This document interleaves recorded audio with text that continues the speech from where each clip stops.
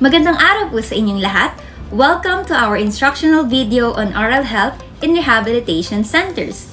We are your facilitators today and we will guide you through an important topic that connects oral hygiene with recovery from substance use.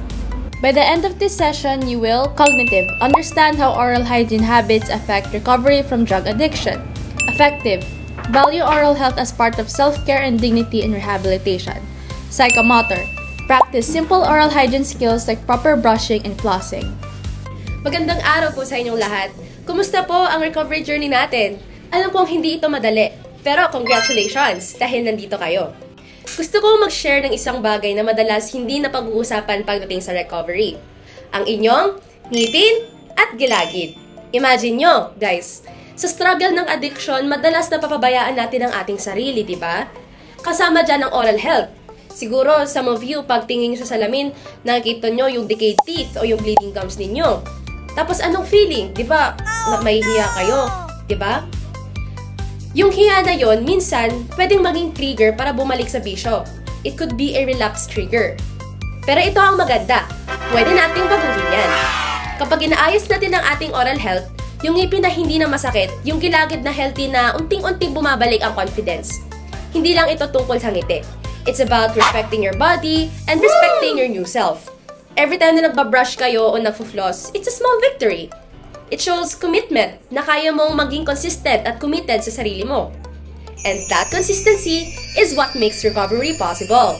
So, let me ask you, sino sa inyo ang naniniwala na ang isang malinis at healthy na ngiti ay pwedeng maging simbolo ng inyong bagong buhay?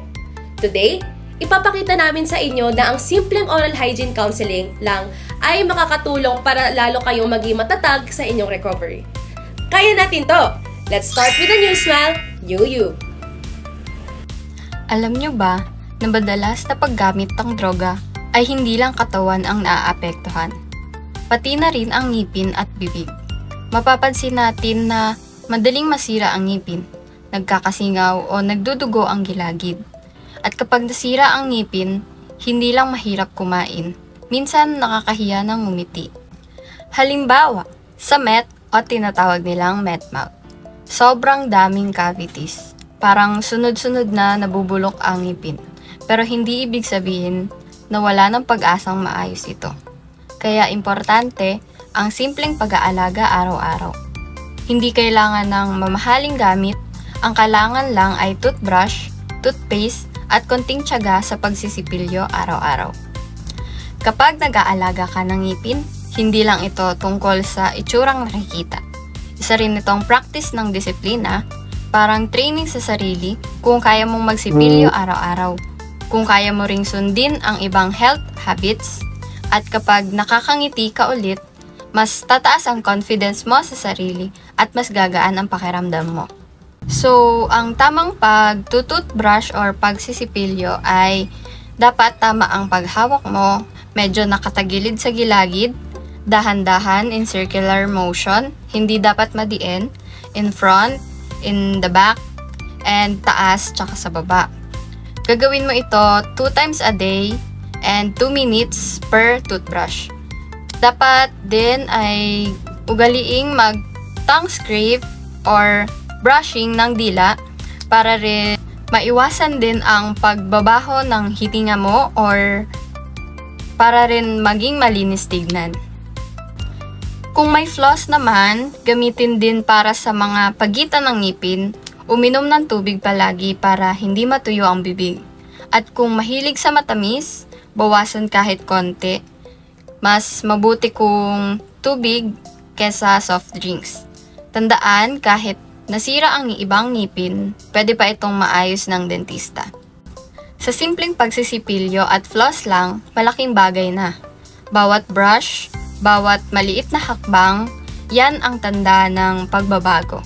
Hindi lang ngipin ang inaayos mo, kundi pati ang sarili mo. Magandang araw sa lahat. Alam niyo ba na sa rehabilitation, hindi lang medical recovery ang mahalaga. Madalas nakakaligtaan ang oral health. Pero ito ay simple, mura, at sobrang importante para sa paggalang sa self-care. So bakit nga ba mahalaga ang oral health? Ang oral hygiene ay nakakaiwas sa sakit at infection at nagbibigay ng confidence. Ikaw, confident ka ba? Dapat lang. Sa kulturang Pilipino, ang pag-aalaga sa ngipin ay tanda ng respeto sa sarili. Abot kayang panglinis ng bibig.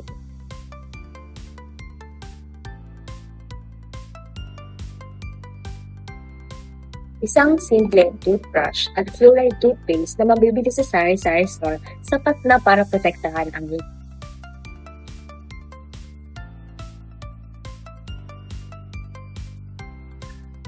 Sa counseling, tinuturo na ang oral hygiene ay konektado sa paggalang sa sarili.